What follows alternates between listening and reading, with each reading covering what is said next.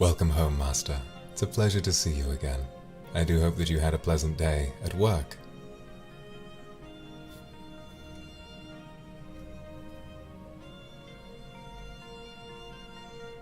Oh.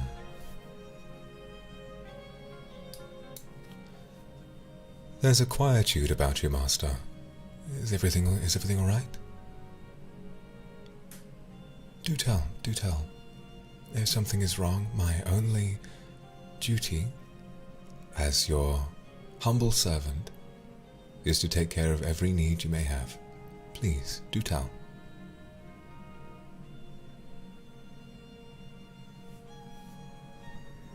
I see. A long day, then. It's regrettable, I see, but perhaps together you and I might be able to correct whatever it is that you're feeling. You understand? First of all, perhaps the young master would enjoy a cup of tea. I have the tray right by the door. Hold on. Just something to soothe your nerves.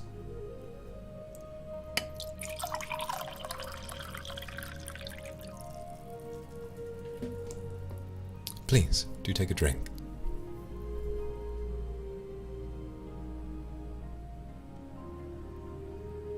Good, is it?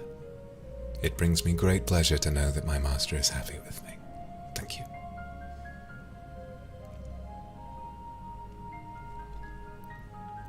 So, I understand that the trivialities of my master's day have made them stressed, upset, or otherwise hurt.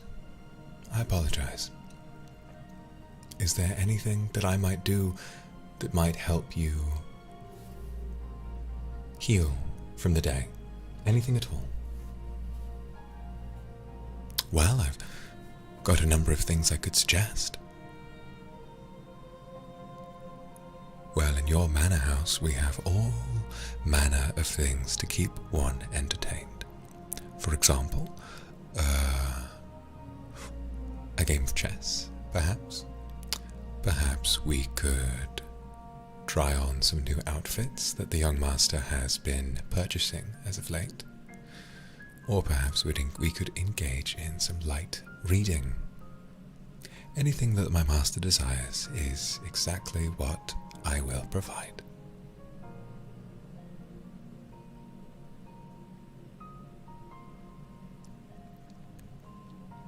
Yes to all three. Always one to take a helping hand when offered to them. Very, very good, sir. Very, very good. And if it would so please my master, although please, do not take this to be a sign that I am prying. If sharing the worries of their day verbally might help to soothe some of those worries or doubts, please feel free to unload them on me. I can take any number of challenges, if all in the name of my master.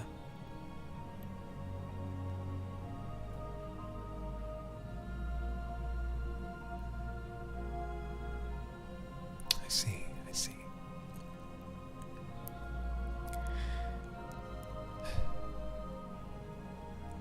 My master desires a hug. Of course. Do come here.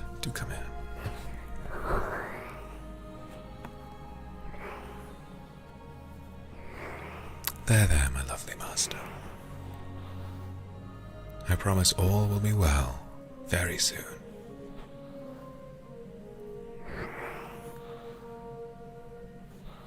And might I say, as one who has served under many, many affluent families in my time upon this earth, it is an honor and a privilege to say that my favorite master I've ever had is you.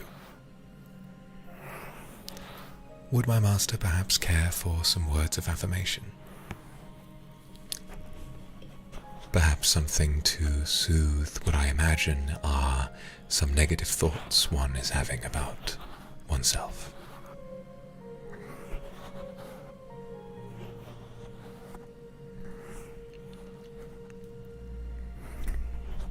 Might I say that my lord is despite looking rather tired by the day, you shine so brightly. Might I say that the outfit I helped you pick this morning is still in brilliant condition, and despite all of the day's stresses, despite the sweat of a hard day, it is still working for you quite well.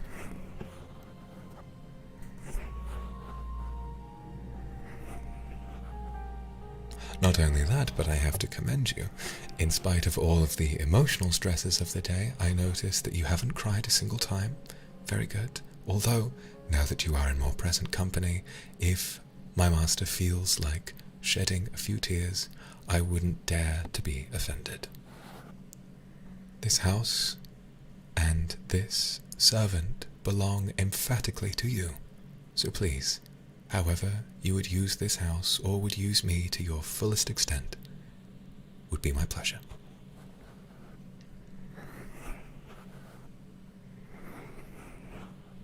All right, if that's quite enough, might I suggest a distraction from the worries of the day? How about a bit of chess? A gentleman's game might do wonders to distract. How does that sound?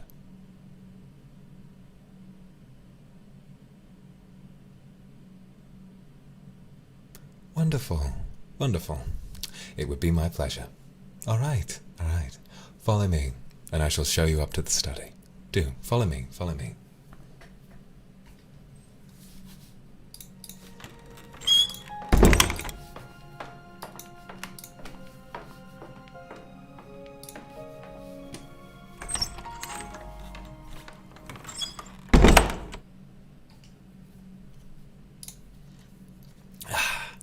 I have to say this is one of my favorite rooms in the house, although my master did help me decorate it, and so perhaps there is an element of bias involved. I shouldn't mention this, of course. It would be terribly unprofessional of me. Well, why don't you take a look? The board is right here. I have to warn you, I have been brushing up. Would my master prefer that I go easy? Or perhaps you've been practicing and would like to engage in more of a even battle. All is well, and I promise that should I thoroughly destroy you in this game, that I shan't rub it in your face. As such, it would be remarkably unprofessional of me. Even battle? That's my master. Well done, well done. Wouldn't have expected it any other way. All right, well, wide is your side, and as your humble servant, I shall follow your lead. Please, take your move.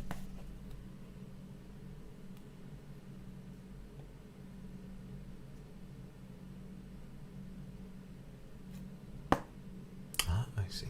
Okay. Let me think for a moment.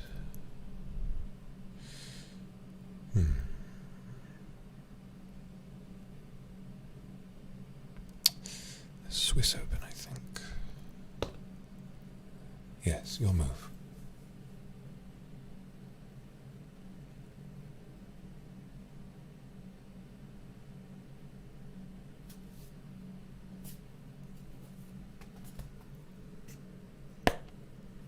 Ah, very good, very good.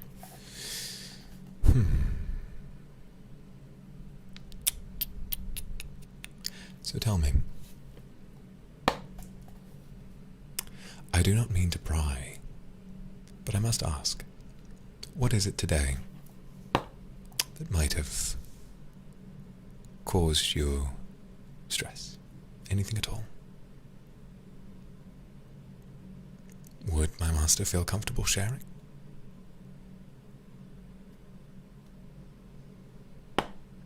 Oh, good move, good move. Ah, that's a good move.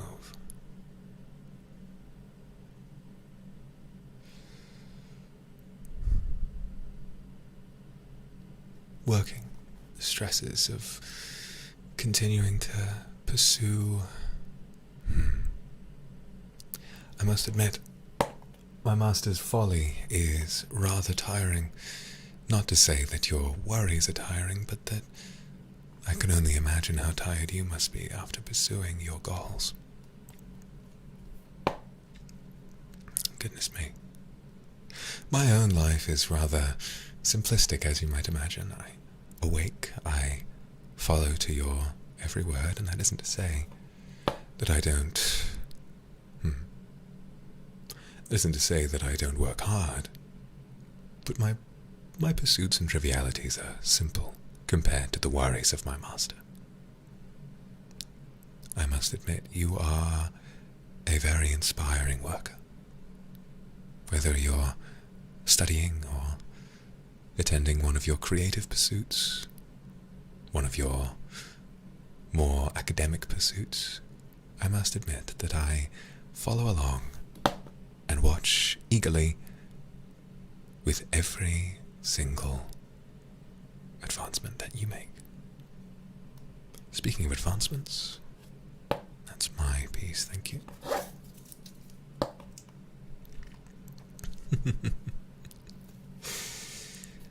Young master, I must admit, despite having spent so much time practicing, your chess is as predictable as ever. But that doesn't mean there isn't time to learn.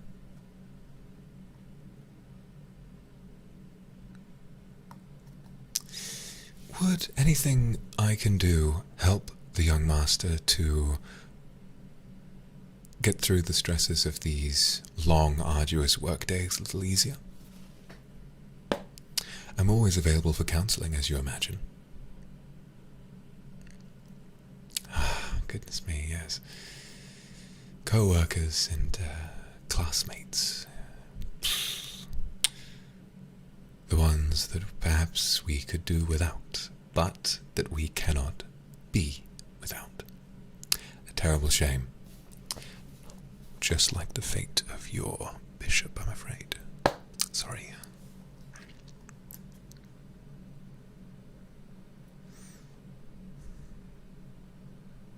Massage. That is a wonderful idea, Master. That is a wonderful idea indeed. Perhaps later. You're in the middle of having your front line destroyed. If you take a little bit of time, perhaps we can enjoy some time together. And perhaps later, I'd be happy to give you a massage. Absolutely.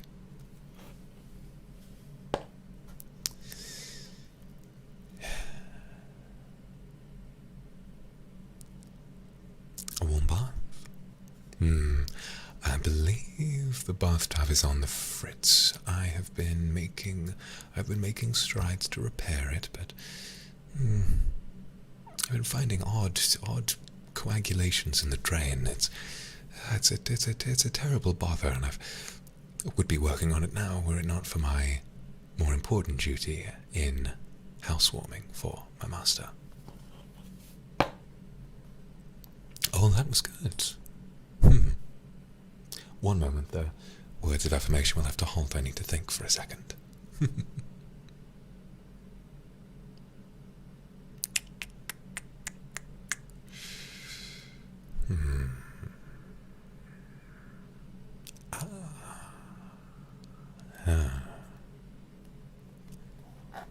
A little predictable.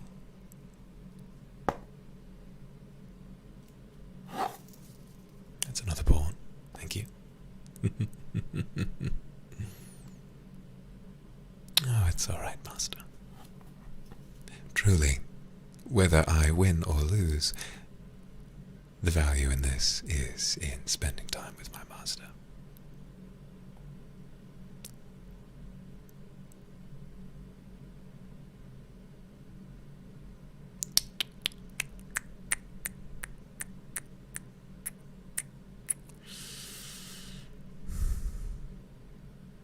Of course.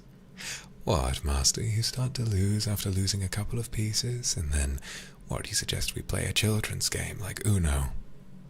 No, I think we'll stick with chess, although, if Uno is what the Master desires, then I suppose we can try, but remember, Uno is a 4-player game, and there are only 2 of us present. Do try to think harder about these things next time. thank you for the bishop. I apologize. Would my master prefer if I kept the sarcasm to a minimum?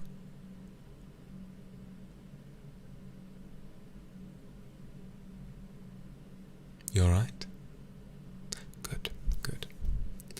I must admit, it is tremendously refreshing to have a master with such a, well, refreshing sense of humour. Too often it is that we butlers are saddled with masters who insist on their egos being fed and their problems being solved, no matter how much in the wrong they may be. You, however, I must say, have a staggering level of self-awareness. When you make mistakes, you confide in me. Oh, good move. And of course, when you have a victory, you make sure not to let it get to your head. You'll remember me saying that I found you to be my favorite master, and this is one of the many, many reasons why.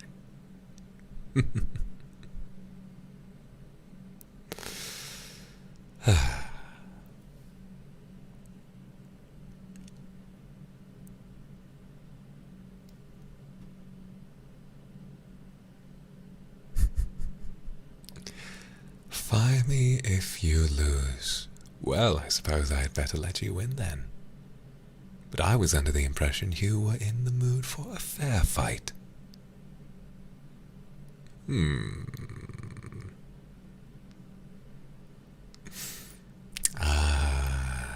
The young master is as witty as ever. But of course, strip chess might be a little tiring for me, considering how long it takes to put this suit on in the morning. But if it is my master's desire, then I suppose I can make an exception.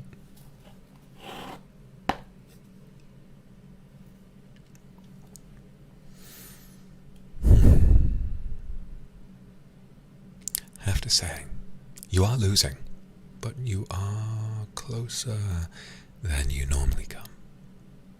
I'm very happy to have the luxury of teaching you.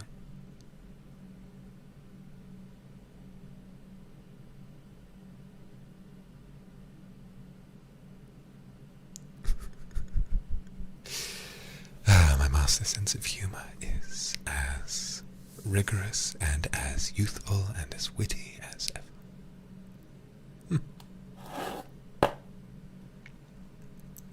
Oh, that's a check for me. Were you sneaking past me on the sly? You had me monologuing again. I shouldn't be surprised. It is in character for my master to be witty, distracting, and very cunning at all times. Well, I shall just move out of the way of that and pretend that I'm not now on the back foot. You are doing well. You are doing very well.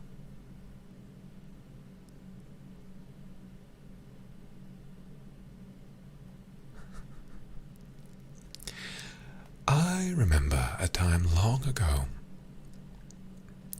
when the master was younger and more, well, shall we say, mischievous. Back when I first began teaching you chess.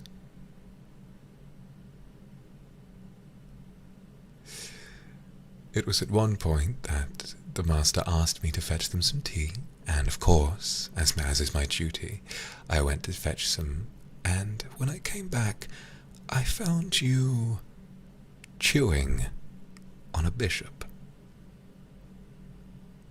with one of my rooks in your pocket. You are nothing if not tremendously surprising.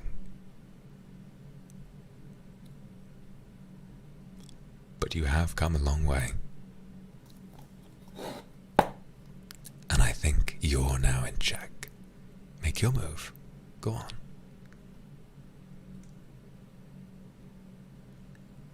Oh no, you were... No, you were still an adult at the time. You were just, I suppose, feeling rather frivolous on that day. Perhaps you were just trying to make a fool out of me, and I have to say, perhaps it worked. I wondered for a while why on earth you thought to do that, and, well, here we are. You clearly forgot. It hasn't been a part of your day-to-day, but I have to say, it has been a part of mine.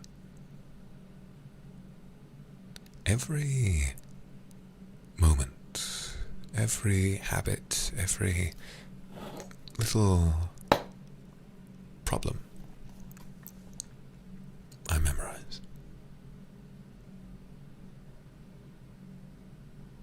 It brings me great pleasure to know you better.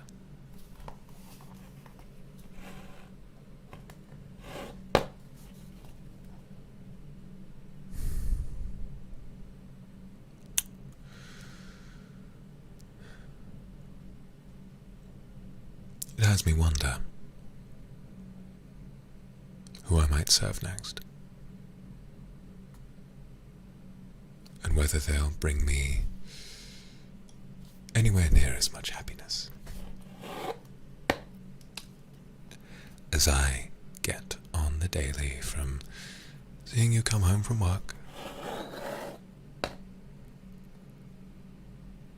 taking your rook, and reminding you that you are now back in check.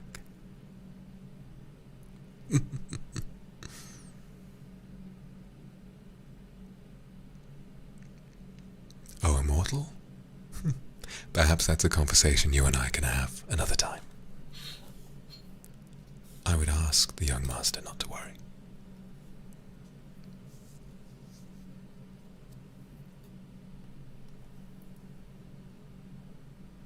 For if I had it my way, for the rest of my life, for the rest of yours rather, I would be your humble servant.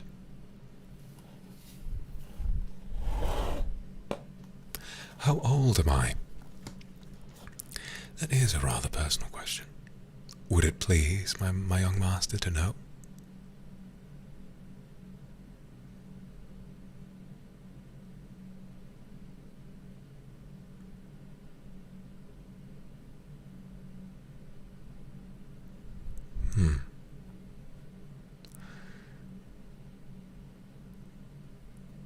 It is difficult at times to recollect.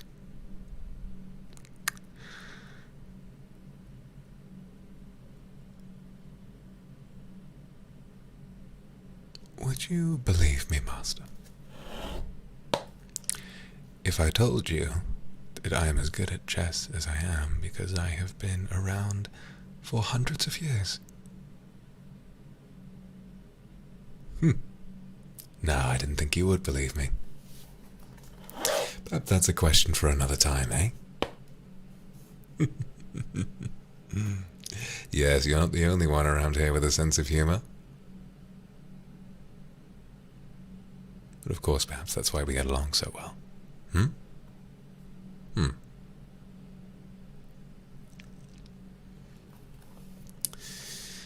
Well, that's... I think you're down to your last three pieces. A rook, your queen, and your king. Take your move. Go on.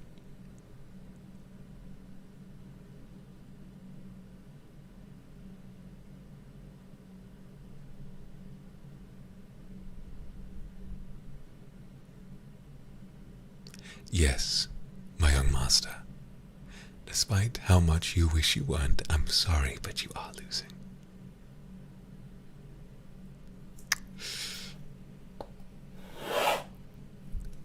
Check.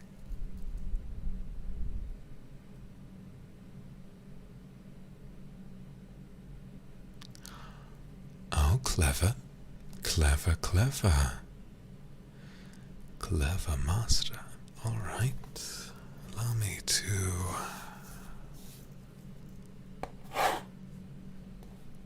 check again.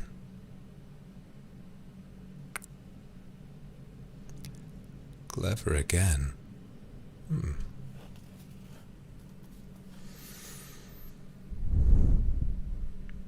Very clever. Up.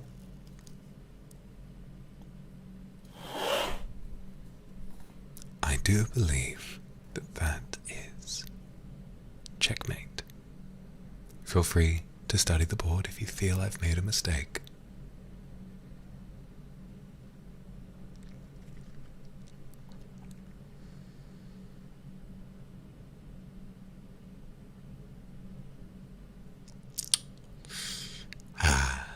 A good try. A very good try, Master.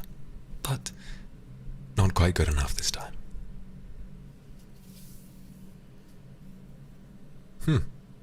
If my master would desirest a punishment of some kind for having lost a chess, then I will listen to whatever my master's suggestion is, but I have no input of my own to offer. I am simply here to do as my master desires.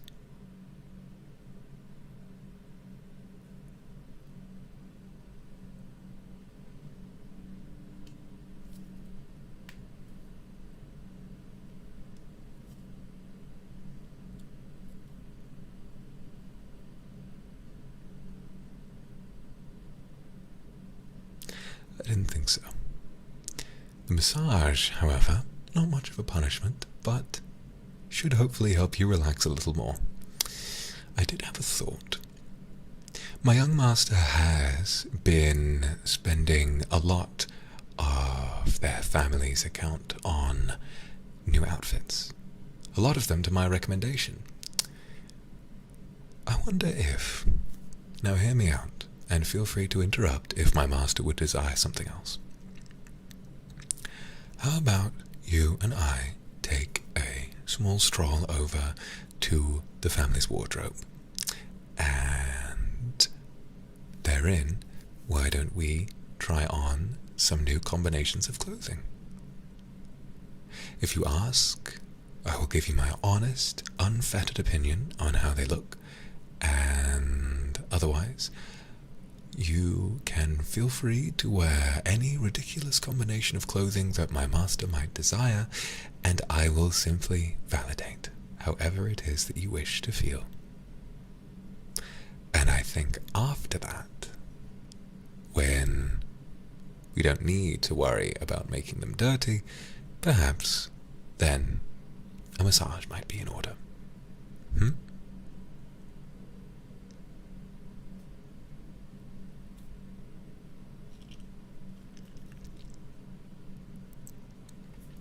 Very good, Master. All right. If you would care to follow me, I will follow along as soon as I can.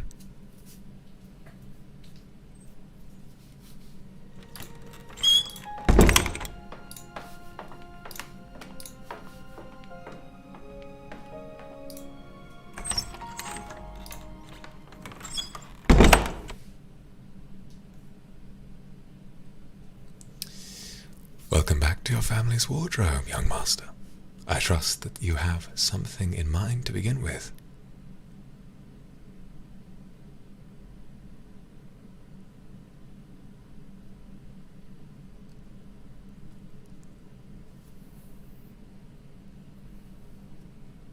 Ah, a wonderful choice. A wonderful choice. Allow me to fetch that for you, master. These, I believe... Where did we purchase these? Must have been... Oh. Fabric is becoming rather old. Perhaps we purchased these a while ago. Very interesting indeed.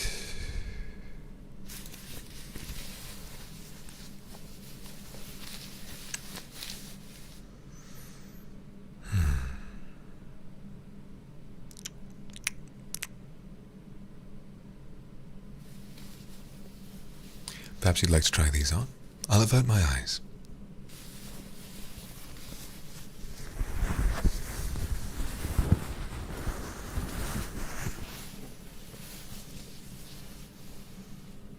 Is my master ready?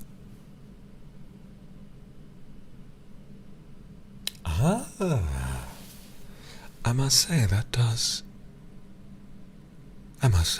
wonders for you. I think changing out of something a little stiffer that you've been wearing and wearing something more comfortable does do wonders for, I suppose, the mood, if that makes any sense.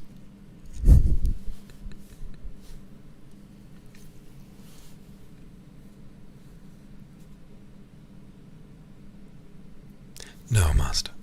I promise you, my eyes were averted the entire time.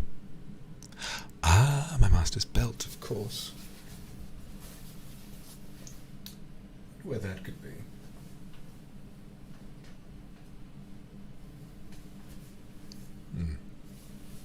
Ah, here we are.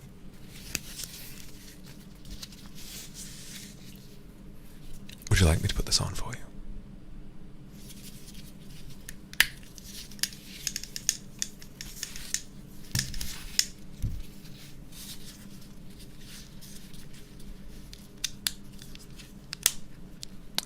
Ah, yes, the gold buckle on this does add quite a bit of colour to the suit. I must say, I'm quite a fan.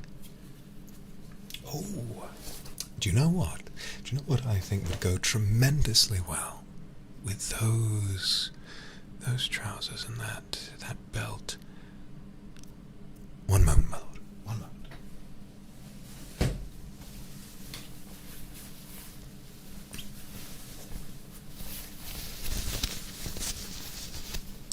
How about this jacket?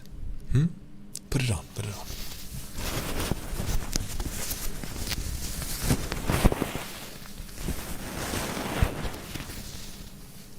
Aha! Very nice, master. I might say in a different life I might have even tried to make a move on you, but I suppose that is very unprofessional of me to mention. You are looking radiant, I must admit. Please, if my frivolities and silly comments do become irksome to my master, all they must do is say, and I will resume being seen and not heard.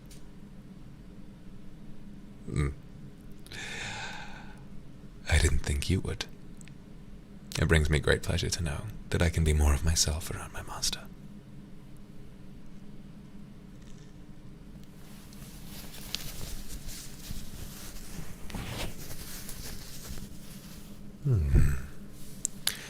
You'd like to try a different jacket, I see, I see.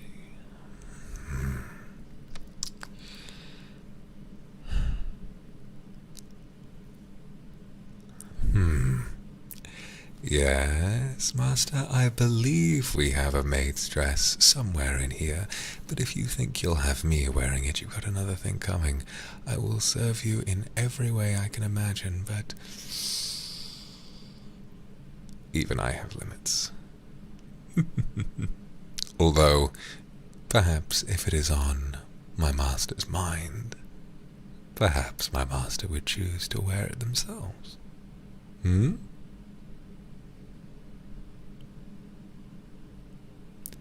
My master would prefer to remove the jacket. Of course, allow me to get that for you.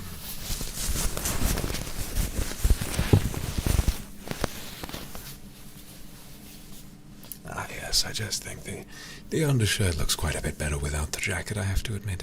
It's more of a casual experience. I like it. I like it a lot.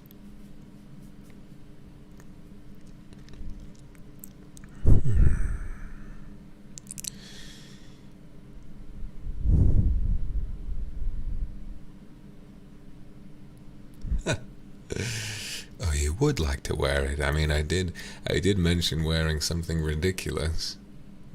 All right. Well, I believe... Hold on.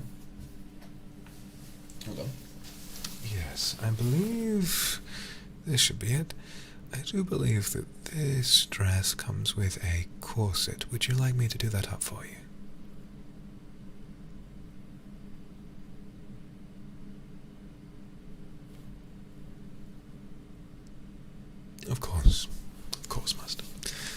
Alright.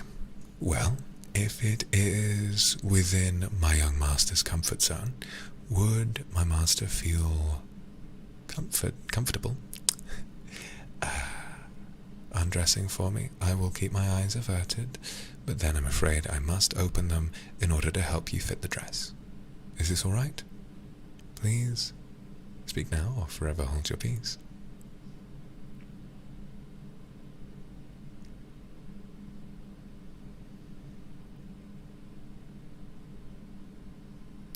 Very good, very good. I shall look away.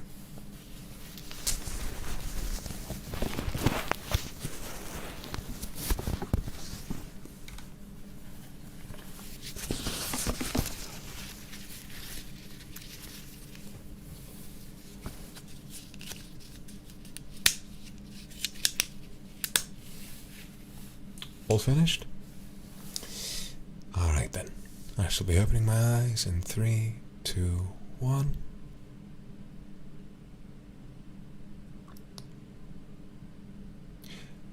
Would my master prefer to wear the dress immediately, or would my master prefer a compliment? It's out of the question. Allow me to help you put the dress on.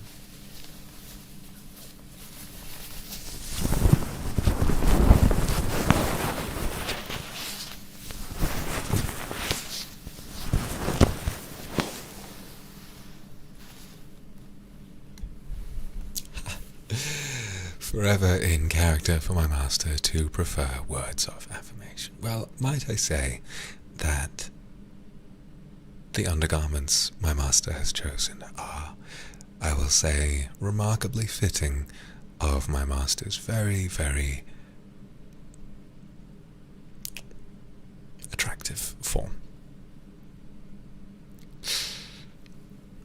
Might I say that your aging butler is becoming rather embarrassed, but I shall push forward for my lovely master. Now, please do swivel around for me so I can help you do up the corset.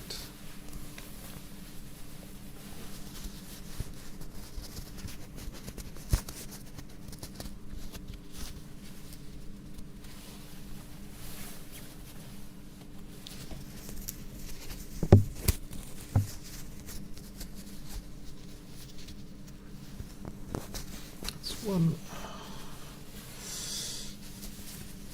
and that is 2.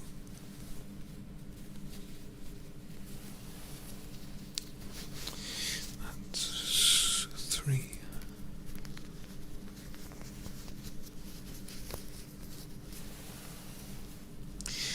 That's 4.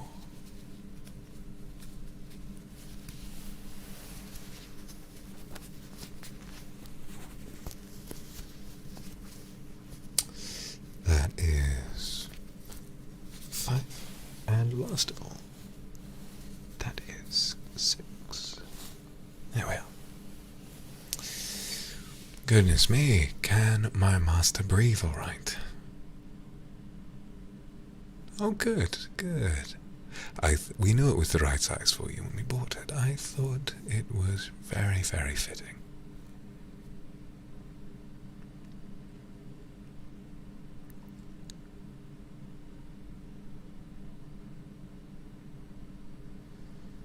Good, good. I'm glad that my master feels as though they can be honest. I see, of course. My master is wanting to go all out today, it seems. Well, whatever is your desire. Here we have a pair of stockings, black ones. Would you prefer cotton or lace?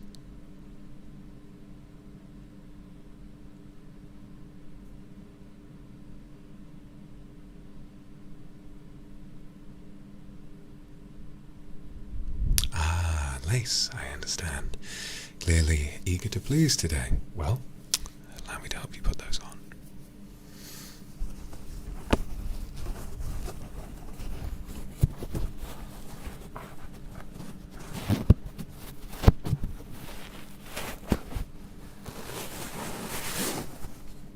That's one.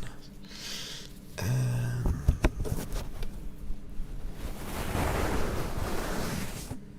that's two.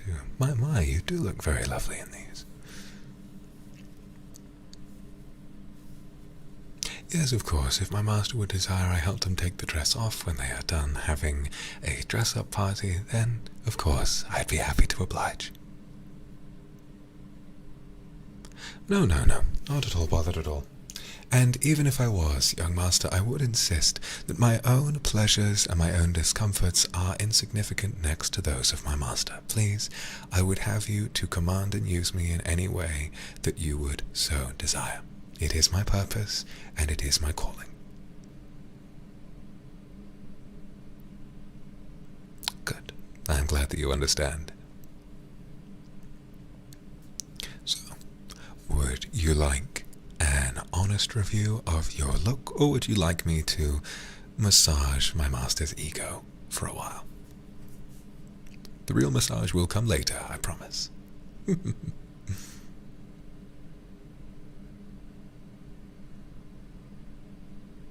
An honest review.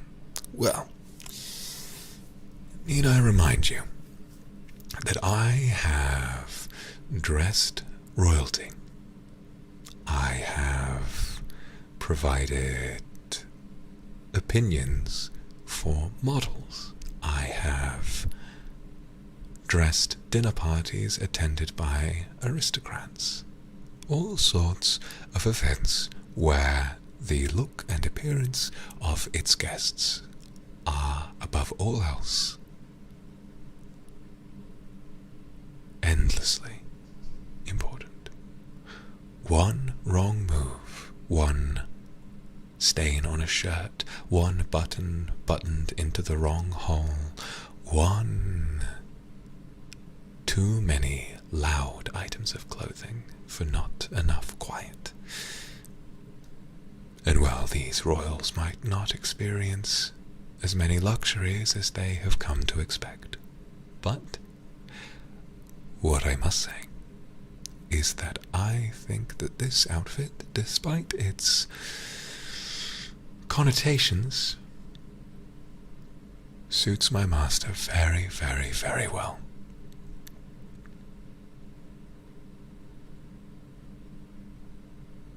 I think that my master looks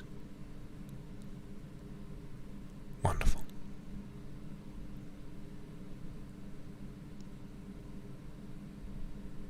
And might I say, especially when paired with this outfit, the lace stockings are particularly effective. Might I ask, and I do not mean to pry, but you and I are friends after all, why does my master want to try on this dress? Is there a romantic item waiting for you when you return to the fields of duty the next day? Or are you feeling insecure, and perhaps you would just enjoy feeling pretty?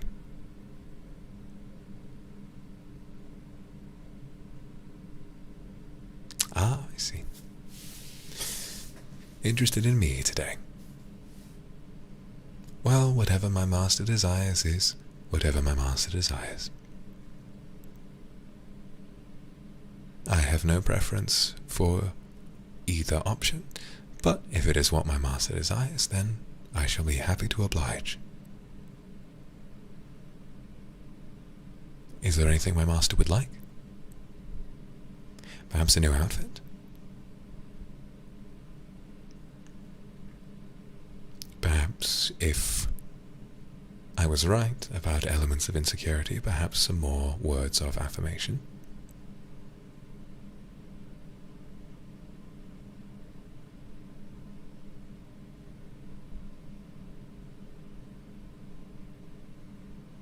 Pick an outfit for you. Now that is a special idea. One moment. Now this is sort of a simple number, but I've been eyeing it recently because particularly I thought that it would suit you. So, this comes, I believe, from Europe.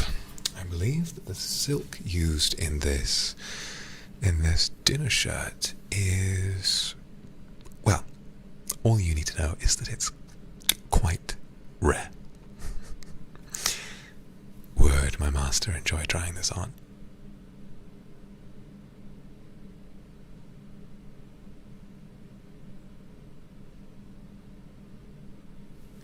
All right. Of course. Allow me to kneel down, get on my knees, and help you remove these tight stockings. One moment.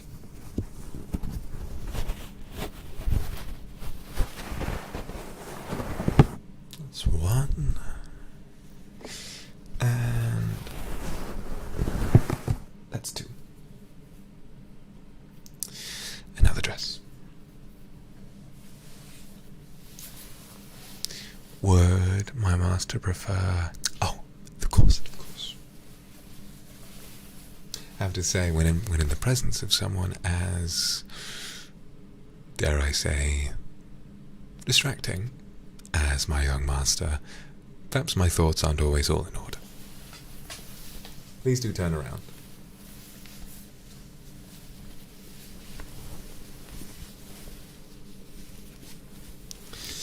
Alright, let me undo these clips. There's one.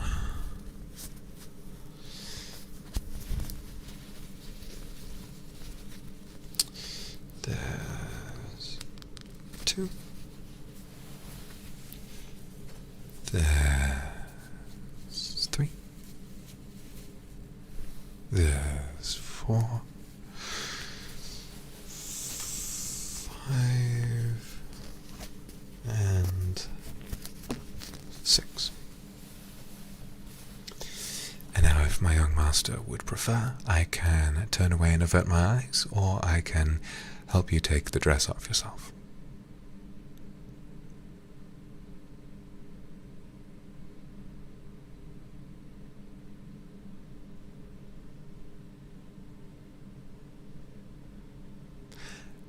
Help my master, of course. Please raise your arms.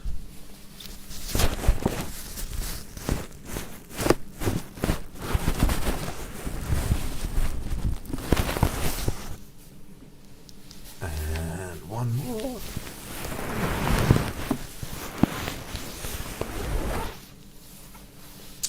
All right. Now. I hadn't thought about this part. My master is disrobed. Allow me to look away for a second. Please take this shirt and the trousers you were wearing before, please.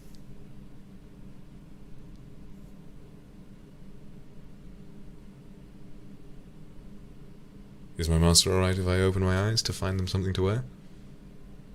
I promise I shan't look with intent. All right.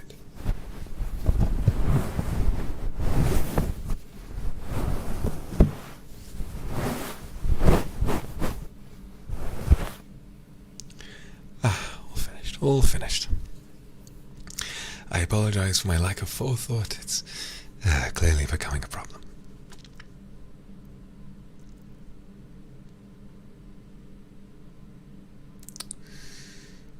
Right. No, my lord. You mustn't be under the impression that I'm shy. I have been on this earth for a long time, and I have seen my fair share of... Well, you shouldn't worry about me becoming embarrassed. What you should be worried about is whether I, as your butler and your humble servant, am executing your wishes to the best of my ability. If my lord would care for me to not close my eyes in moments like this, then all you have to do is say. But it would be terribly unprofessional of me to do so without my master's prior approval.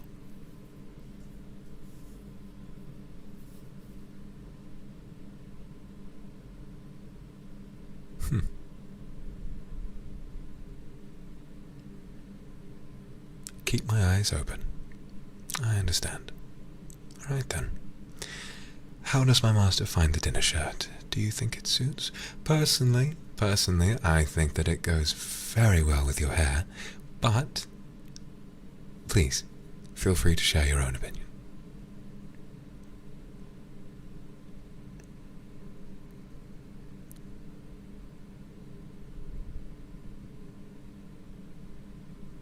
You like it? Oh, excellent, excellent.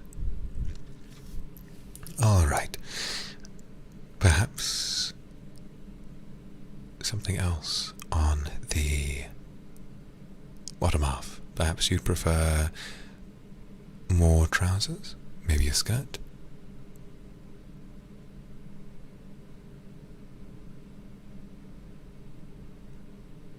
I was thinking perhaps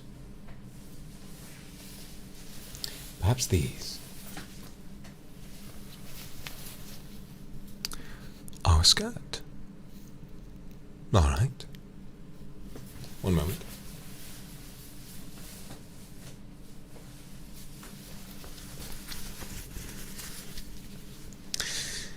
All right.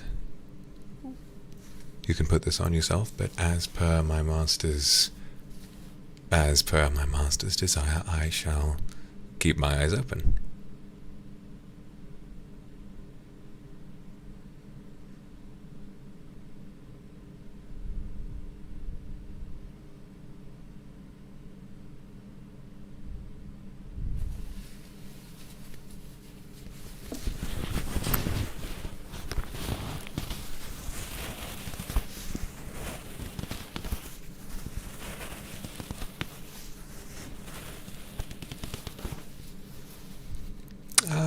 Very good, yes.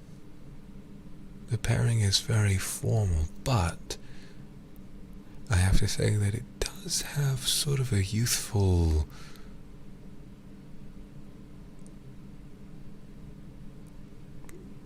buoyancy to it. Does my master agree? Yes, yes. Well,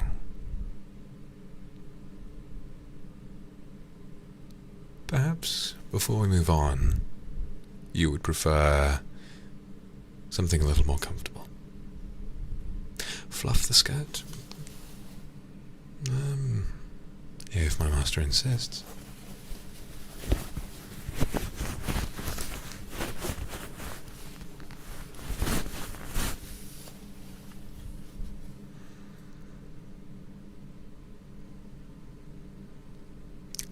Something simple.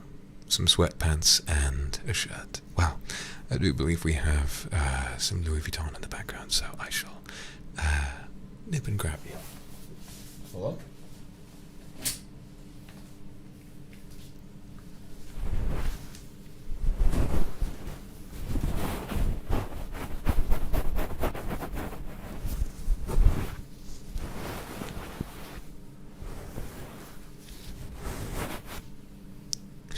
Yes, of course, we have Louis in the back. Did you think you could afford me and not afford some fancy clothes? I understand that perhaps this life might be new to you, even after all the years we spent together. But I'd like to make you very aware that I am a very expensive butler.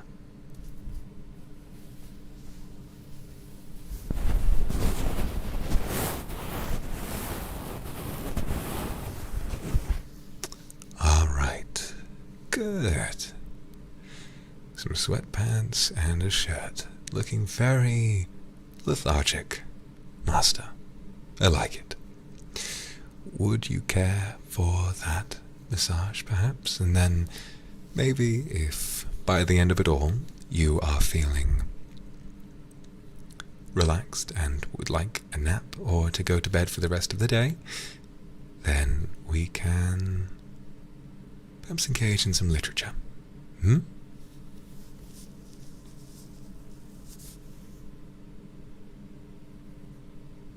Lovely. All right. Do take care to follow me.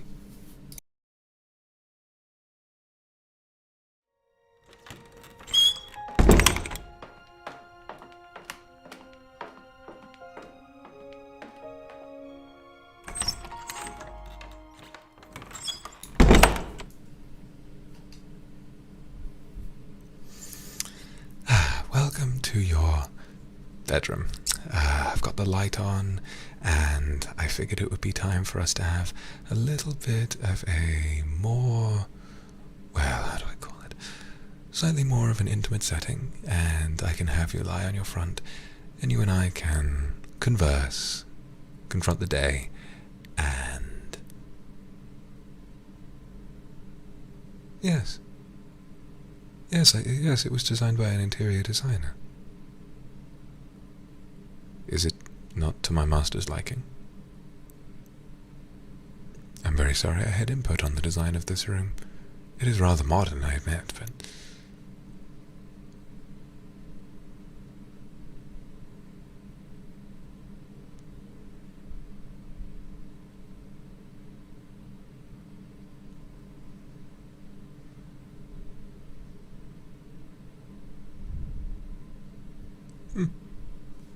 Well, if my master finds this agreeable, then I suppose we will continue. Please do lie on your front. I'll begin by working on your back muscles. Just give me a moment.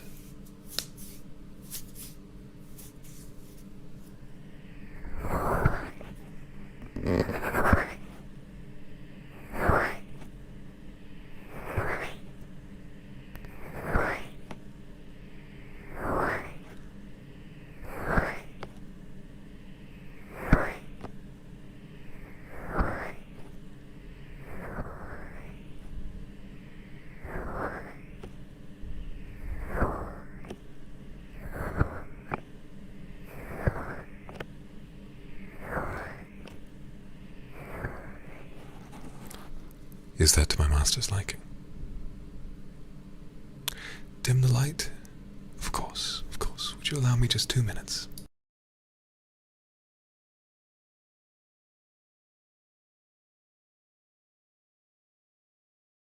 May need to turn the light off to fiddle with the settings if you just give me 2 seconds.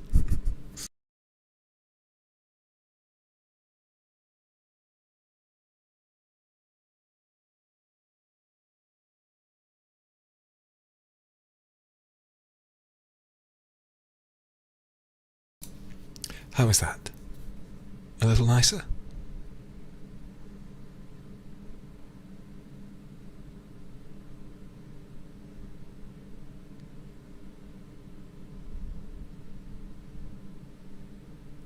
Perfect. Lovely. I would like to offer my firmest apologies. You have slept in this room every day for the past however many years it's been, and I apologize that perhaps all this time it might not have been to your liking. I apologize. Is there anything that I can do to make it up to you?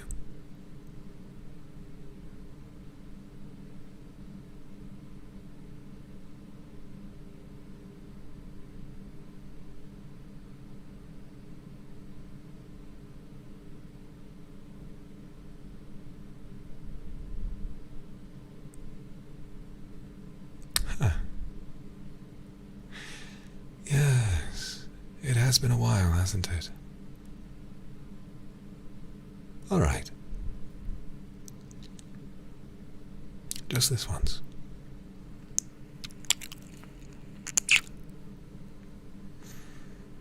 Anything for my humble master. Now let's return to the massage, shall we?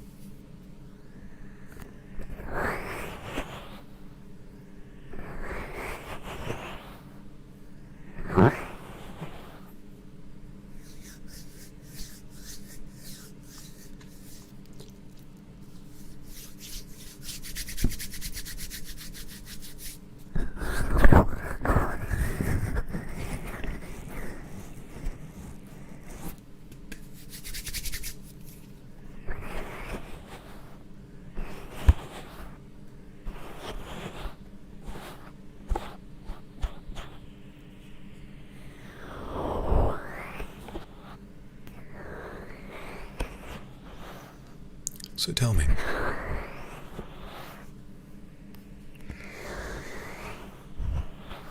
is there anything that my master would like to hear that might soothe the worries that you felt today.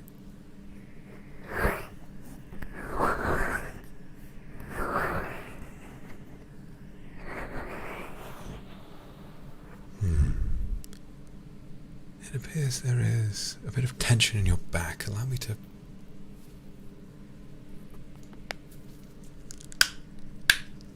That's better. Please just breathe in for me. And breathe out. There we go. That must be quite a relief. I think I haven't cracked my own back in a while. That's better. That's much better.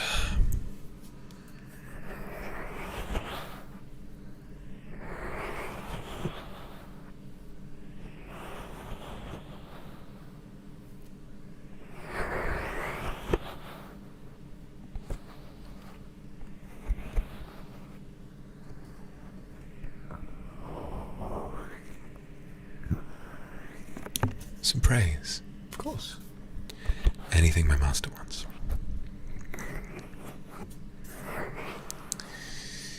It is difficult to recollect a time where I was happier.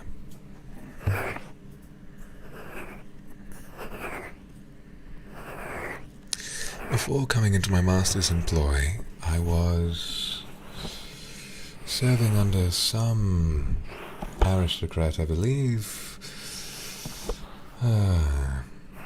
somewhere far away from here.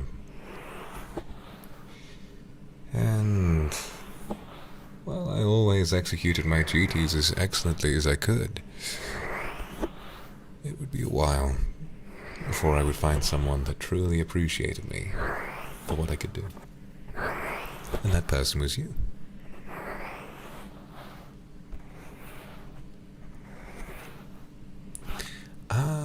Some oil.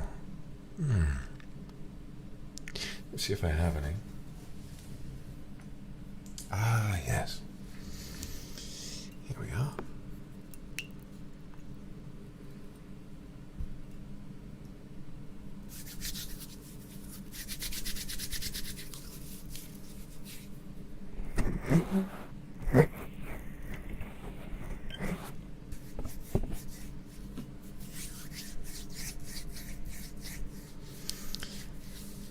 Yes. You appear to be enjoying this quite a bit.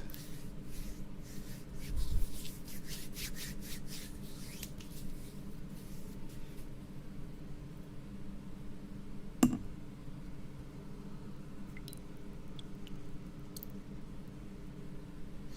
little more oil.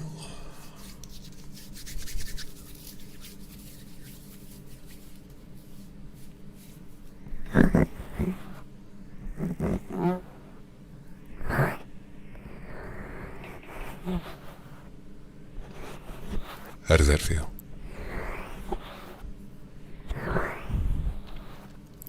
There's a knot in my master's spine still. Allow me to breathe in for me. Breathe in. And breathe out. There we go. Very good. Very, very good.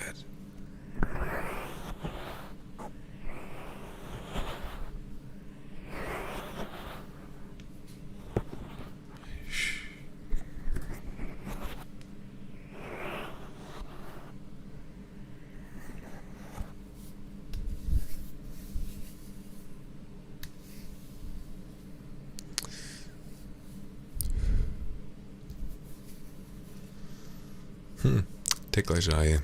I shall make sure to avoid your sides. Thank you. My hands feel nice, do they? I'm flattered. Would my master enjoy a compliment in return? My master did mention needing to be praised.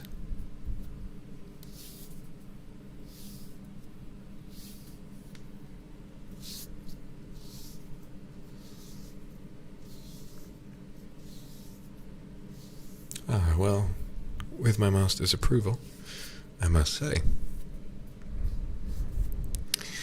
my hands must feel pleasant, because at the same time, your body does feel rather nice to be under them. This perhaps is why I've enjoyed my time serving you as much as I have. I might have been shown the door for a comment like that in the past, but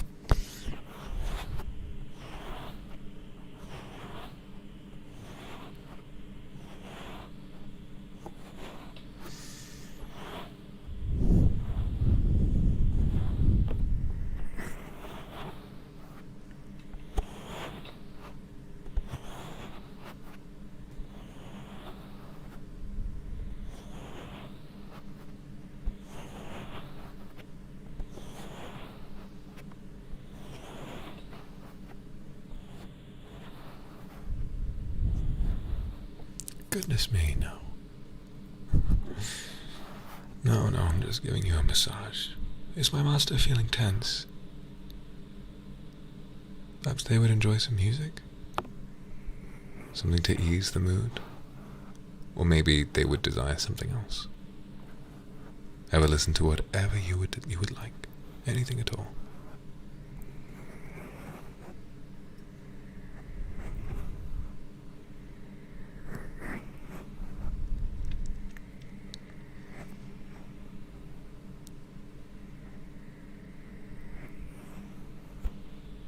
I see.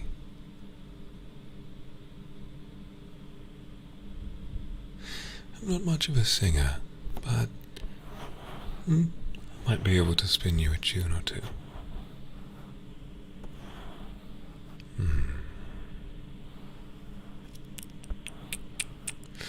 Any suggestions?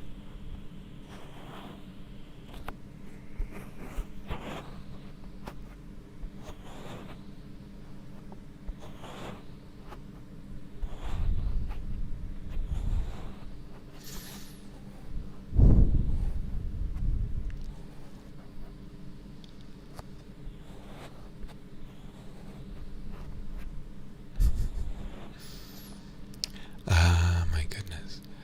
I would love to sing La Vie en Rose, but much to my master's disappointment, I have to say, I do not speak French.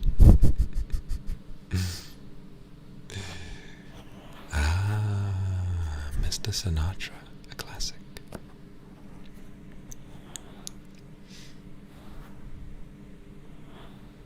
How does it go? Do remind me. Feel free to sing along while I go a little harder.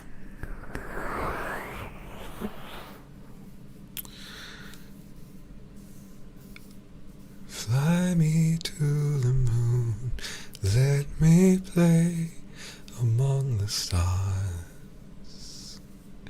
Let me see what spring is like on Jupiter and Mars. You know the words, hold my hand. You know the words, darling, kiss me. Perhaps my master would care for another kiss.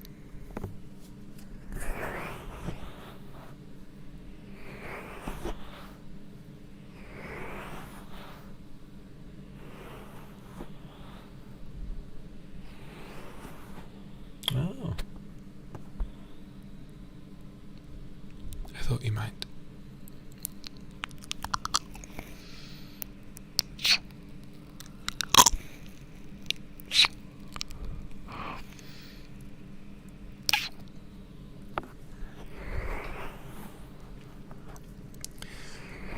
Would it be inappropriate to admit that I found that rather nice?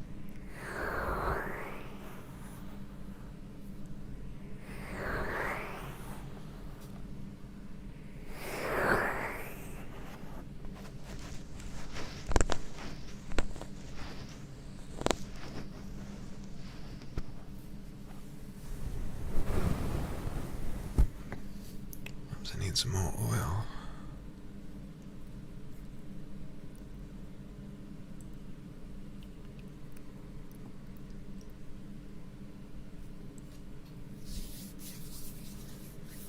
Not inappropriate?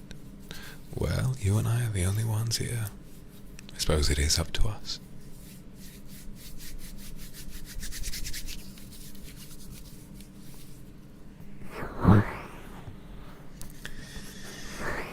How is my master's back feeling? A little less tense? Ooh, now that is a good suggestion. Your back is better. Good.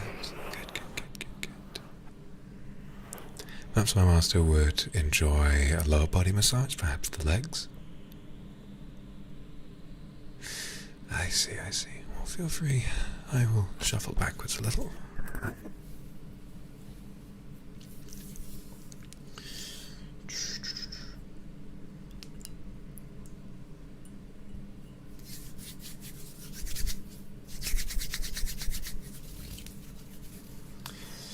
Get started on those. And I like the suggestion from earlier. How does it go?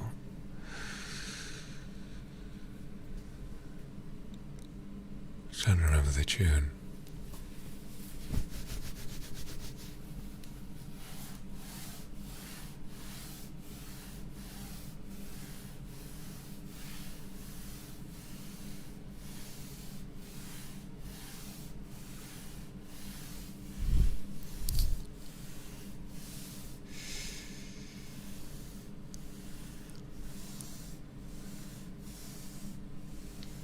I don't know if I can remember the beginning.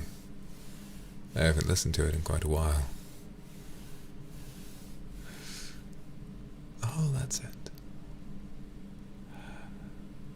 Wise men say only fools rush in,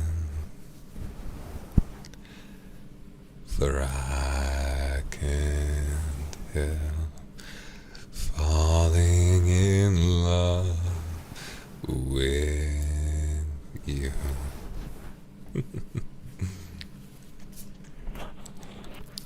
I suppose there's a degree of truth to the song. It would go against my code, but I'm very fond of my master in that way. Does that bother you?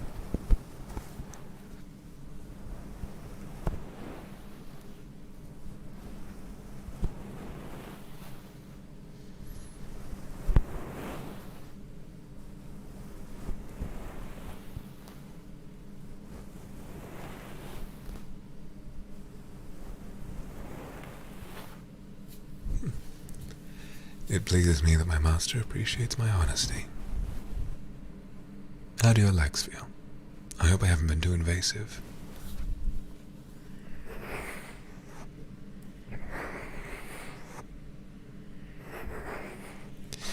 Like a river flows surely to the sea, darling, so it goes. Some things are meant to be.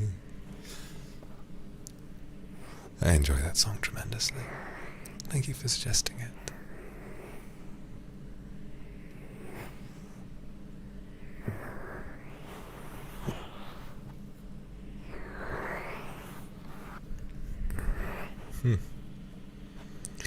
Being very cheeky now.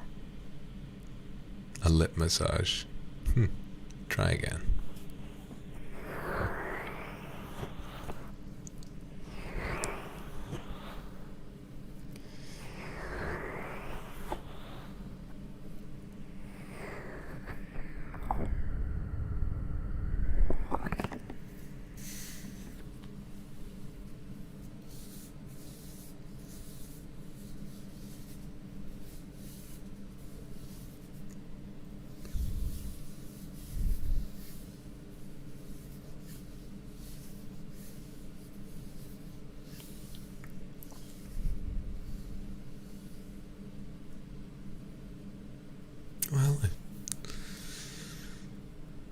I suppose my job is to do as you wish. Come here then.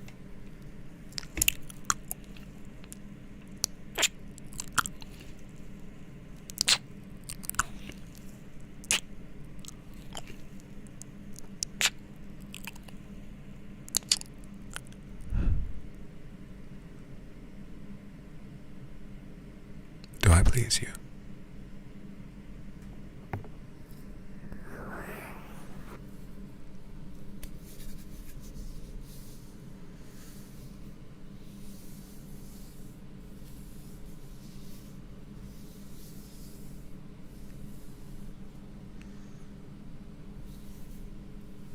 That's good. Perhaps a little more.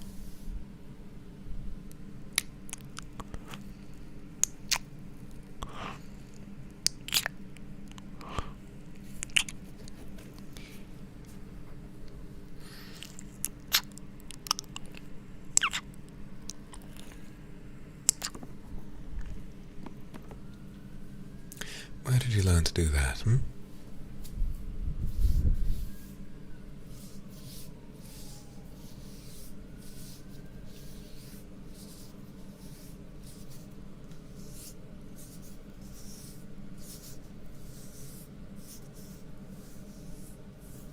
On the forehead? Anything you want.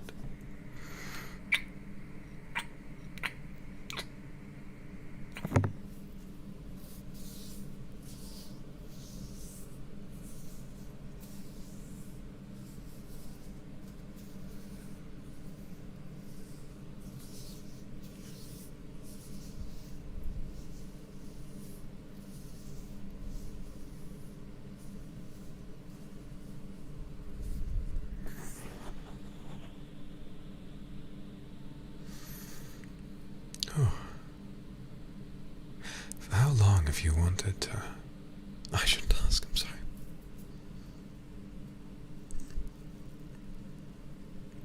I suppose it is my duty as a butler to do exactly as my master desires.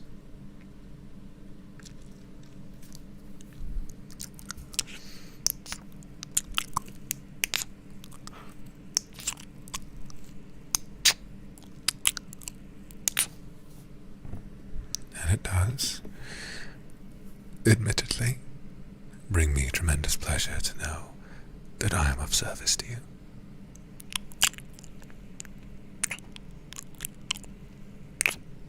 No matter how far I may be stretched by the task,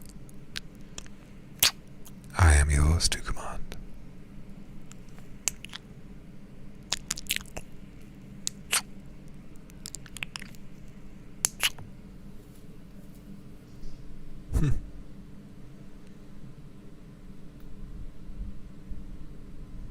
Well,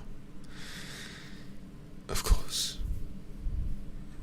Well, if you would like for me to... If my master would desire for a mark above their chest, then they need to turn over for me.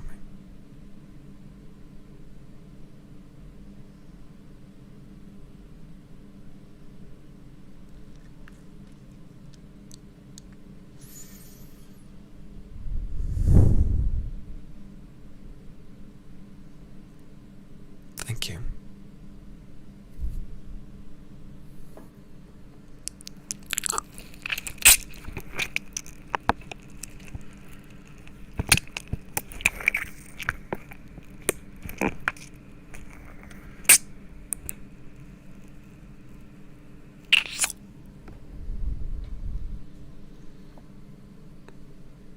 For how long? Do tell me. In the years that I have served you, for how long has your intention been not to use me as a servant, but rather, well, I think we can both see where this is going.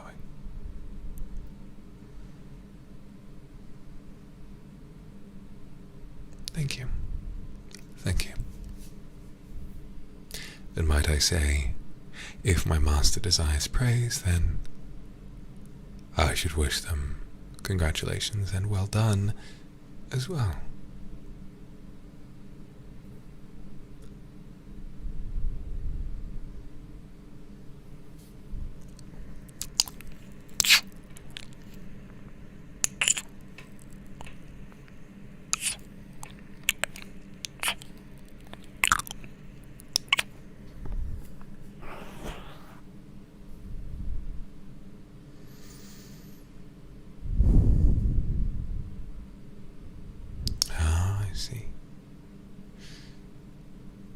The bed is quite large. Would you like me to lie down with you?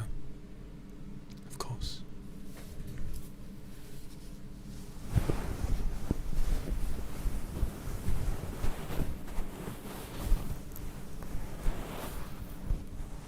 Please, lie however you'd like.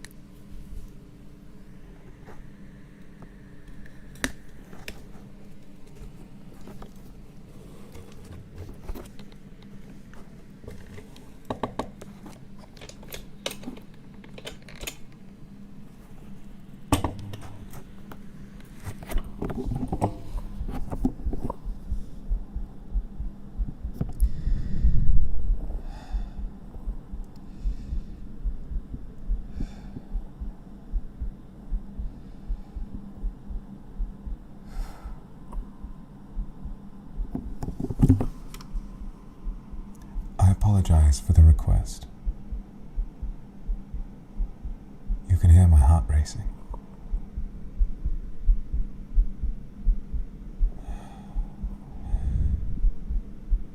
Might I ask, or rather might I divulge, this is the first time I have been asked to do these things for a master. And in all my years, perhaps I finally feel outmatched by something my master desires of me. I desire for nothing more than to serve. And yet now, my heart races and I feel the compulsion to hide my face. I am blushing, like the schoolboy I was years ago, many, many years ago, before I learned to lock myself away in this suit. Are my feelings of note to you?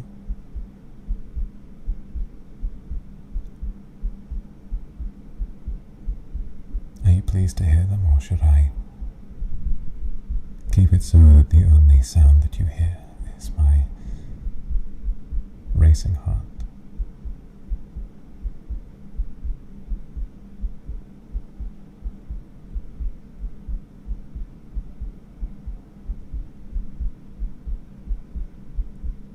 Thank you. It pleases me tremendously. Thank you.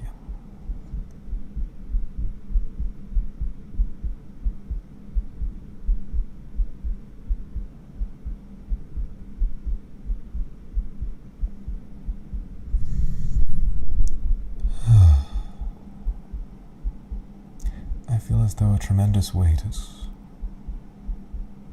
been lifted.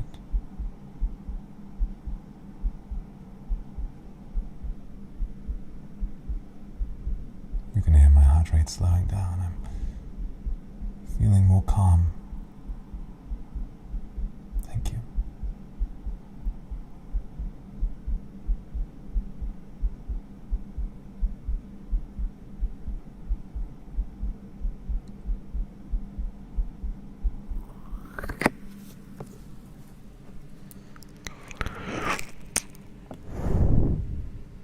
Thank you.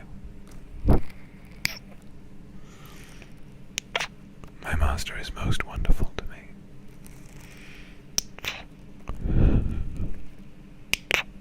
Thank you, thank you, thank you, thank you.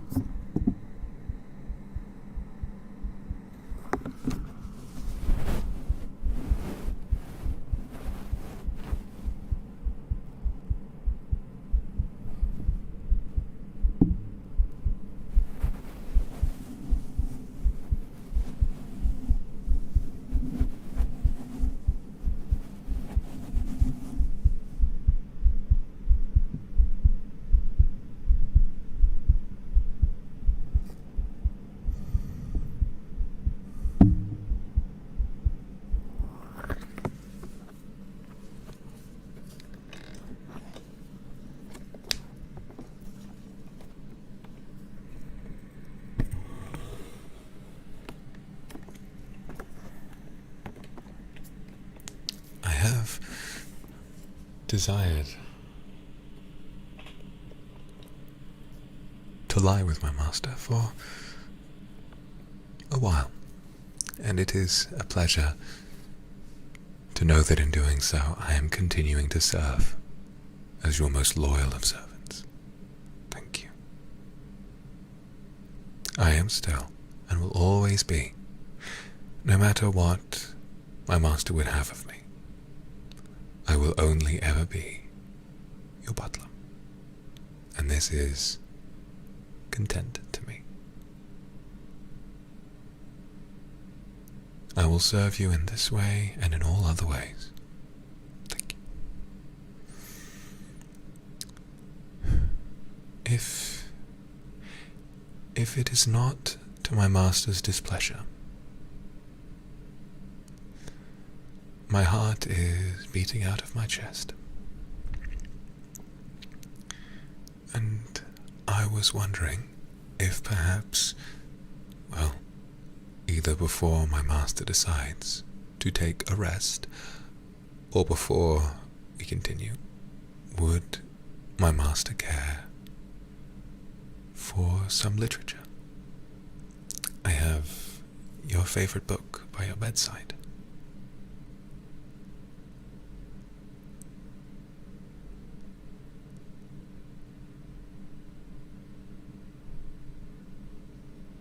Good. I was hoping you would. If you'll allow me just a short moment, I'll get it for you.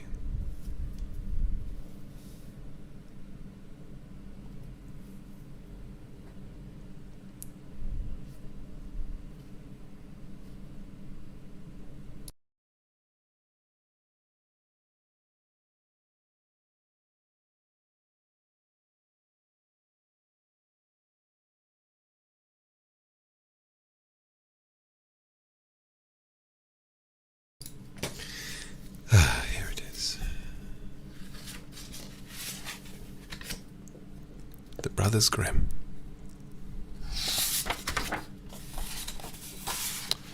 I have read these to you before, and it brings me great pleasure to have the chance to read these to you again.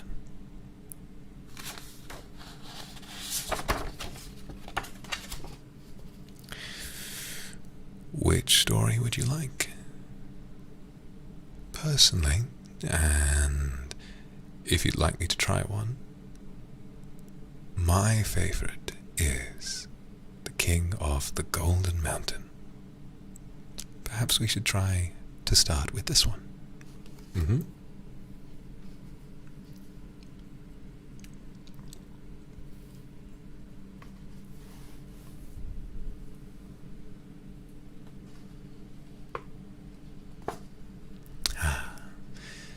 My master needn't say please.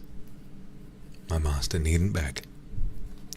If anything, it is I, as your servant, who should beg for the chance to serve you. All right. This is The King of the Golden Mountain.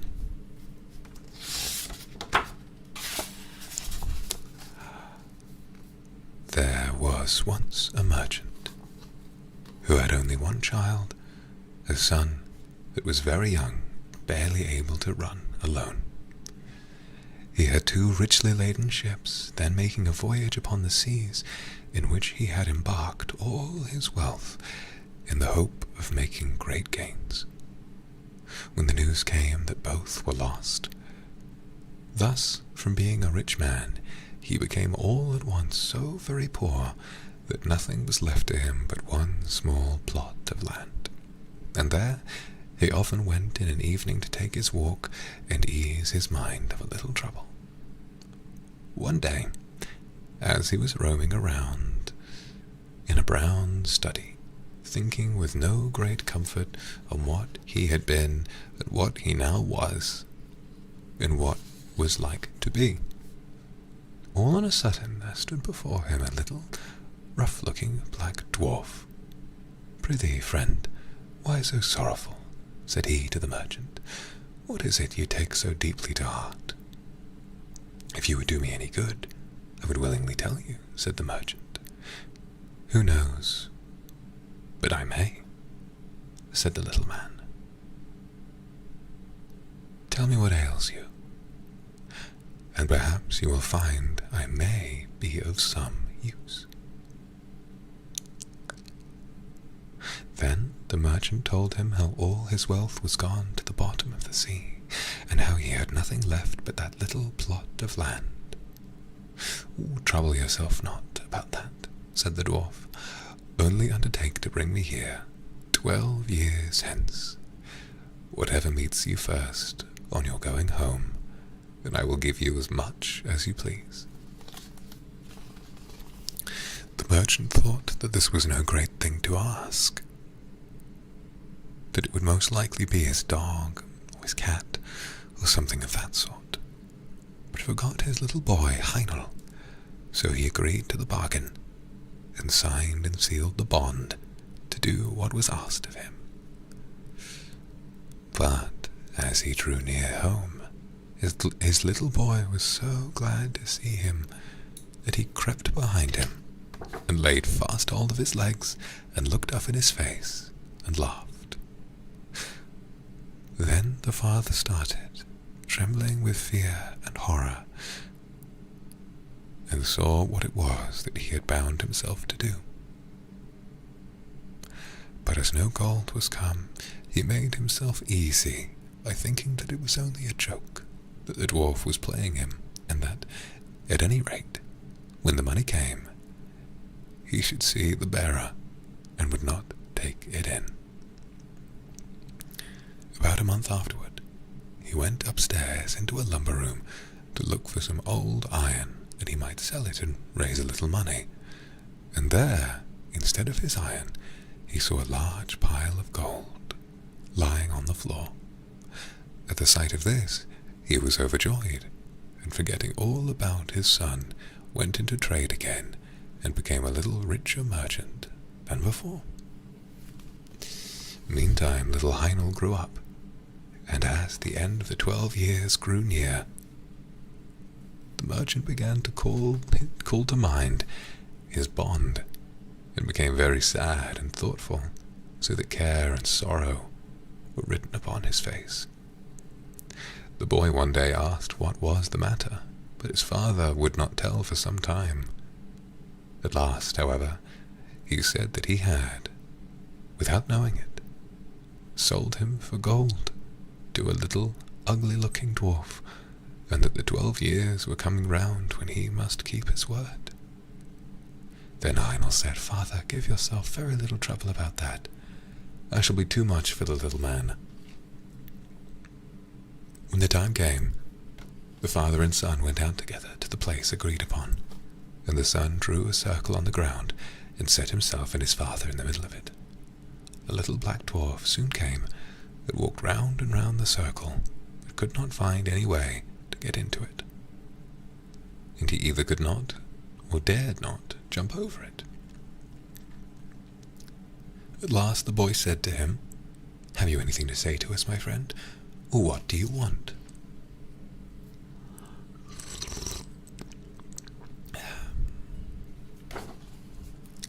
Now Heinel had found a fair friend in a good fairy that was fond of him, and had told him what to do, for this fairy knew what good luck was in store for him.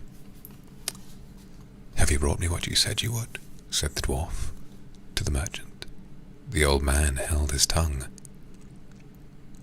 But Heinel said again, "What do you want here?" The dwarf said, "I come to talk with your father, not with you. You have cheated and taken in my father," said the son.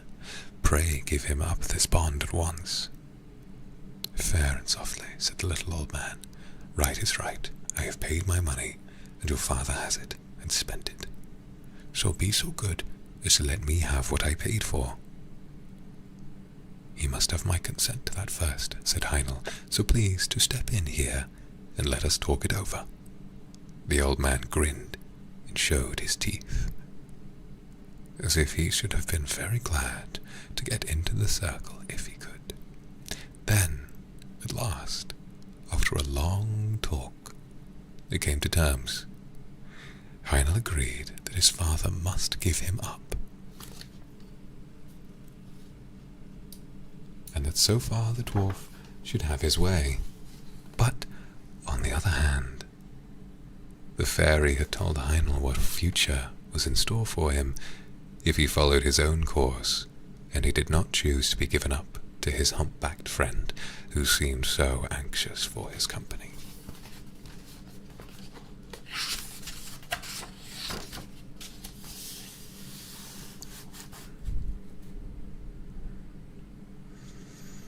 So, to make it a sort of drawn battle of the matter, it was settled that Heinel should be put into an open boat and lay on the seashore hard by, that the father should push him off with his own hand, and that he should thus be set adrift and left to the bad or good luck of the wind and weather. Then he took leave of his father and set himself on the boat. But before it got far off, a wave struck it, and it fell with one side low in the water. So the merchant thought that poor Heinel was lost, and went home very sorrowful, while the dwarf went his way, thinking that, at any rate, he had had his revenge. The boat, however, did not sink, for the good fairy took care of her friend, and soon raised the boat up again, and it went safely on. The young man sat safe within, till at length it ran ashore upon an unknown land. As he jumped upon the shore, he saw before him a beautiful castle, but empty and dreary within, for it was enchanted. "Here," said he to himself, "must I find the prize the good fairy told me of." So he once more searched the whole palace through, till at last he found a white snake lying coiled up on a cushion in one of the chambers. Now, the white snake was an enchanted princess, and she was very glad to see him, and said, "Are you at last come to set me free?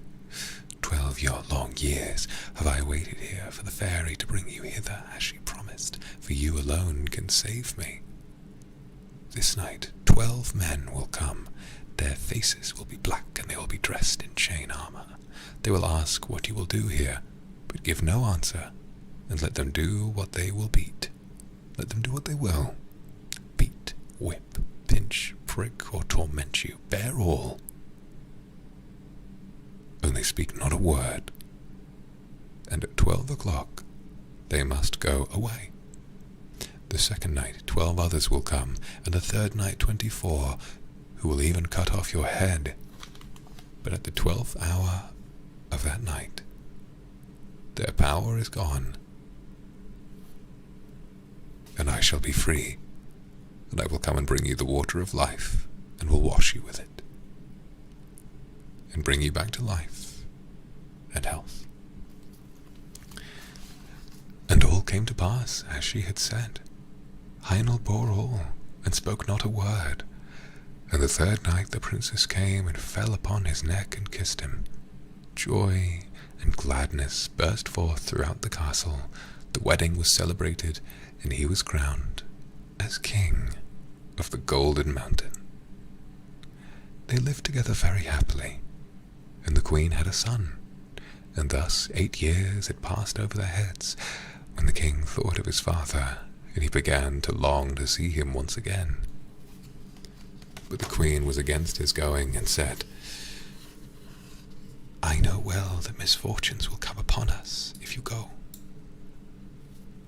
However, he gave her no rest, till she agreed. At his going away, she gave him a wishing ring, and said, "Take this ring, and put it upon your finger. Whatever you wish, it will bring you. Only promise never to make use of it, to bring me hence to your father's house." Then he said he would do what she asked, and put the ring on his finger, and wished himself near the town where his father lived. Heinel found himself at the gates in a moment, but the guards would not let him go in, because he was so strangely clad. So he went up to a neighbouring hill where a shepherd dwelt and borrowed his old frock, and thus passed unknown into the town.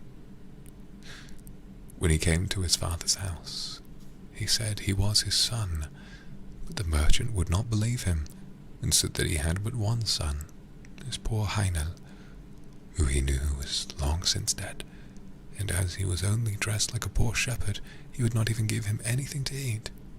The king, however, still vowed that he was his son, and said, "Is there no mark by which you would know me, if I am really your son?" "Yes," said his mother. "Our Heinel had a mark like a raspberry on his right arm." And he showed them the mark, and they knew what he had said was true. He next told them how he was king of the Golden Mountain, and was married to a princess, and had a son 7 years old. But the merchant said, "That can never be true. Must be a fine king truly, who travels about in a shepherd's frock." At this the son was vexed, and forgetting his word, turned his ring, and wished for his queen and son. In an instant they stood before him, but the queen wept, and said he had broken his word, and bad luck would follow.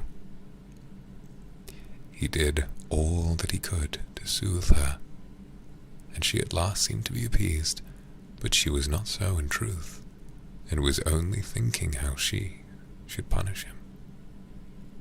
One day he took her to walk with him outside of the town, and showed her the spot where the boat was set adrift upon the wide waters. Then he sat himself down and said, "I am very much tired. Sit by me. I will rest my head in your lap and sleep a while." As soon as he had fallen asleep, however, she drew the ring from his finger and crept softly away, and wished herself and her son at home in their kingdom. And when he awoke, he found himself alone, and saw that the ring was gone from his finger. I can never go back to my father's house," said he. "They would say I am a sorcerer. I will journey forth into the world till I come again to my kingdom." So saying, he set out, and travelled until he came to a hill where 3 giants were sharing their father's goods.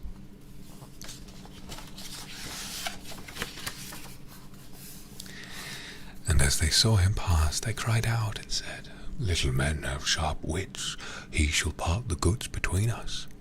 Now there was a sword that cut off an enemy's head whenever the wearer gave the words, "Heads off." A cloak that made the owner invisible or gave him any form he pleased, and a pair of boots that carried the wearer wherever he wished. Heine said they must first let him try these wonderful things, and then he might know how to set a value upon them. Then they gave him the cloak, and he wished himself a fly, and in a moment he was a fly. "The cloak is very well," said he. "Now give me the sword." "No," said they, "not unless you undertake not to say, 'Heads off,' for if you do, we are all dead men." So they gave it to him, charging him to try it on a tree. He next asked for the boots also, and the moment he had all 3 in his power, he wished himself at the Golden Mountain, and he was there at once.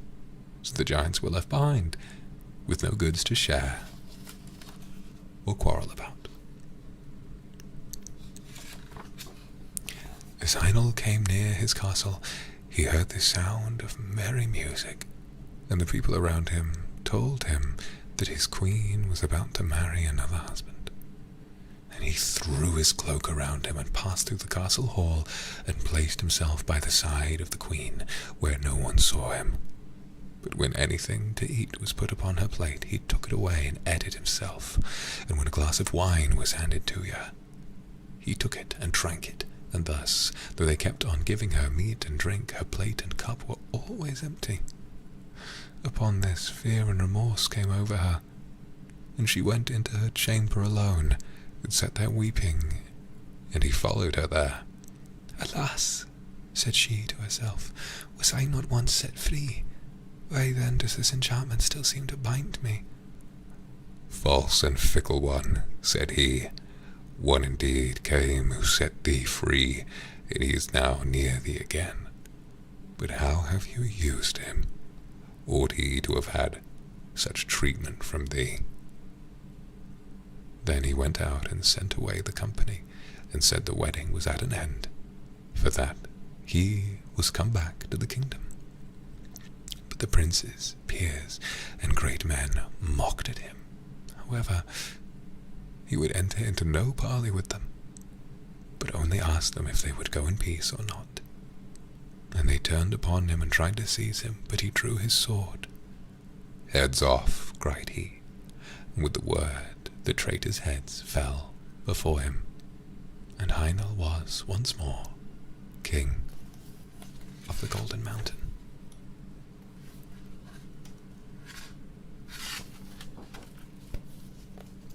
Wow. It's an interesting story, and very in character for Brothers Grimm to end in such a, well, grim fashion.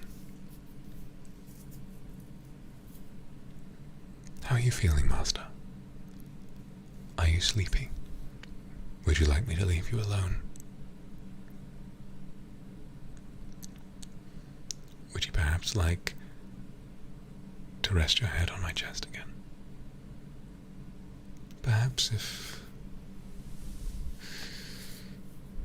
Do tell if my speculation is unfounded. But if my master would desire it, might I spend the night with you? I can only imagine the pleasure that I would yearn for if I had the chance to serve you at night as well as during the day. Thank you. Would my master prefer, maybe just for now, some other title? Master is my favorite. But perhaps you'd prefer another word, something sweeter. Perhaps I can be a butler by day. Oh. But your darling by night. Darling is nice. Well, do come here, darling, and let me hold you.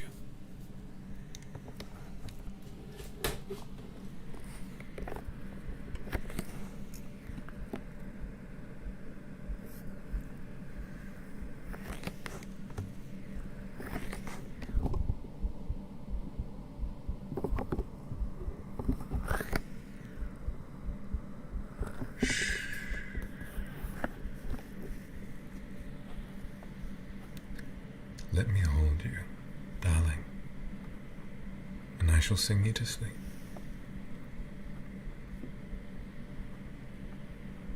Oh, princess, perhaps. Or prince. Let's stick with darling, shall we?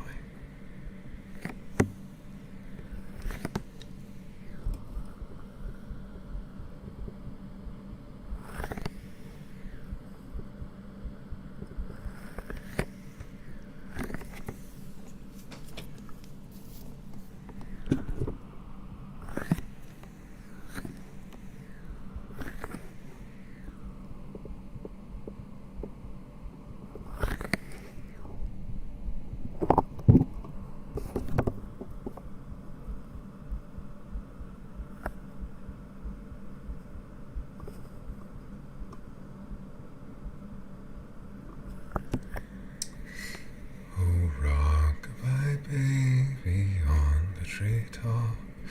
When the wind blows, the cradle will rock. When the wind blows, the bough will break, and down will come baby cradle and all. I think I got the lyrics to that one wrong.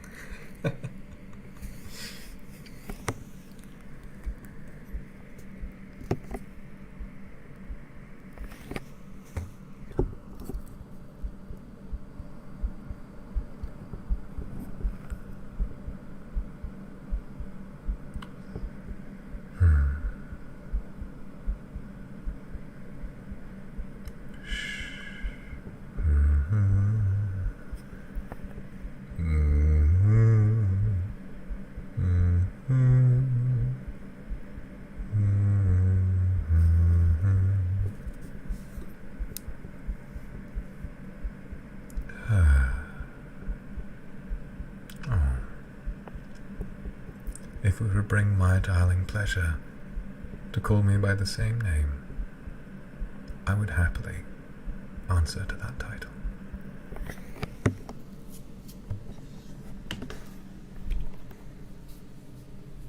I must apologize, for my heart is still all aflutter. Might I kiss my darling again?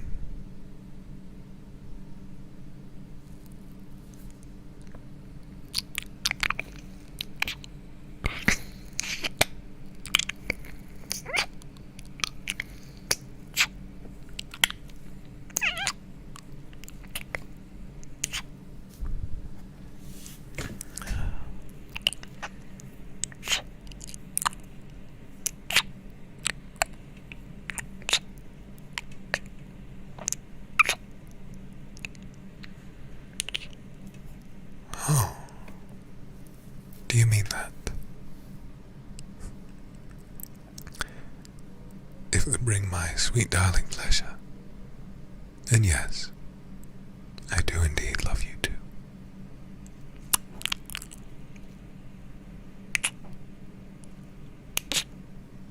If it would make my master pleased, shall we go to sleep?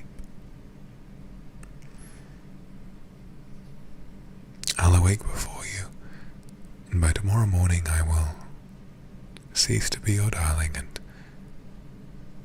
continue to be your butler, but as night should fall the day after, yes, I may just return to being your darling again.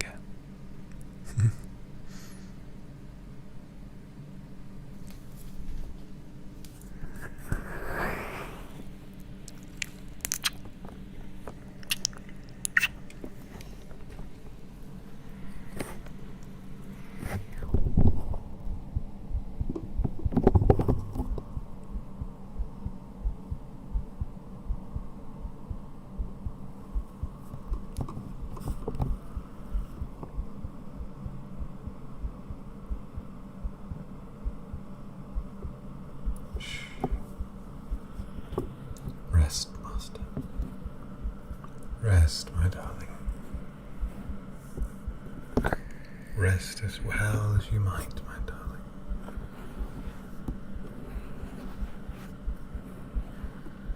For as long as I am in your employ, I will be your darling until the day you die. And it is my only hope. It is my only hope that that pleases my darling as much as it pleases me.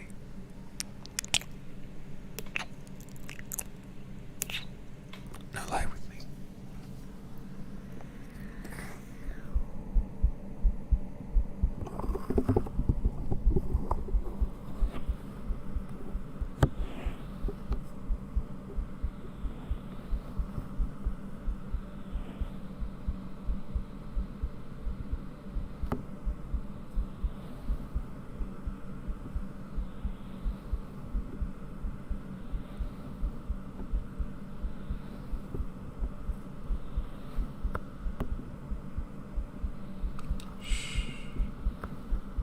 Rest.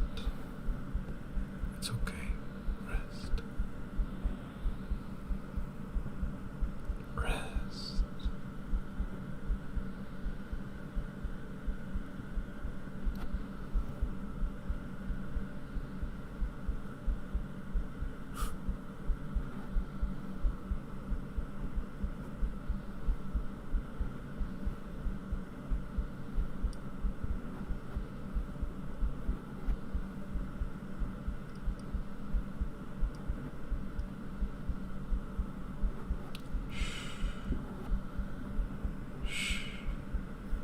It's okay. Dry your tears. My darling, it's okay.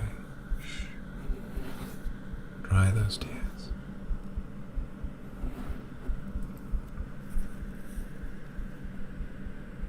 No matter the pain of the real world, I will never be without you. Should you cry, you will have my shirt on my shoulder. Should you feel lonely, you will have my heart.